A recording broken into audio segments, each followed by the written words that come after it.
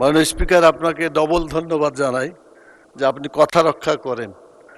আপনি যখন বললেন বসেন পরে দেব, আমি বসে গেছি, এটাও একটা বিধান, আর আপনি দিতে চেয়েছেন সেটাও বিধান পালন করছেন, এই জন্য আপনাকে ডবল ধন্যবাদ দিচ্ছি।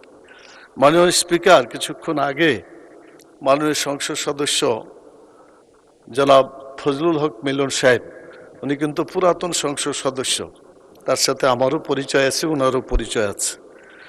এই সংসদে কথা বলার যে বিধানগুলো আছে, আমি এক নম্বরে আপনার কাছে বিনীত আরজ করব, আপনি যদি দেখেন কারো কথার মধ্যে অসংসদীয় কথা এসে যায়, অভিভাবক হিসাবে আপনি সেটাকে এক্সপান্স করে দিলে আর কাউকে ধরতে হয় না। মাননীয় স্পিকার, আমাদের পক্ষ থেকেও হতে পারে অথবা সরকারি ট্রেজারি বেঞ্চ থেকেও হতে পারে।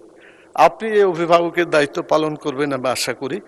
তো যাই হোক, আপনার দৃষ্টিতে ধরা পড়েছে কি জানি না, সেটা হচ্ছে যখনই গণভোটের কথা বলা হয় তখন আমরা যে কথা বলি, আমরা স্বাভাবিকভাবে জোরেই বলি, কারণ এতগুলো লোক ভোট দিল আর তার ভোটের কোনো মূল্য হচ্ছে না, এটার জন্য যেটা জনগণ চাইছে সেটা হচ্ছে না, তখন স্বাভাবিকভাবে আমরা জনগণের দাবির পক্ষে কথা বলবই, কথা বলছি, আরো জোরে বলবো।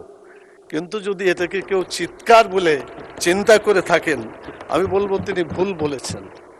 জনগণের কণ্ঠস্বরের সাথে আমরা যদি কণ্ঠস্বর মিলাই, এটা চিৎকার নয়, এটা জনগণের প্রাণের দাবি, এবং এটা তারা আদায় করেই ছাড়বে ইনশাআল্লাহ। ধন্যবাদ মাননীয় সদস্য। এক্সপান্সিবল ওয়ার্ডগুলোকে আপনি মাননীয় সদস্য এক্সপান্ড করে দিবেন।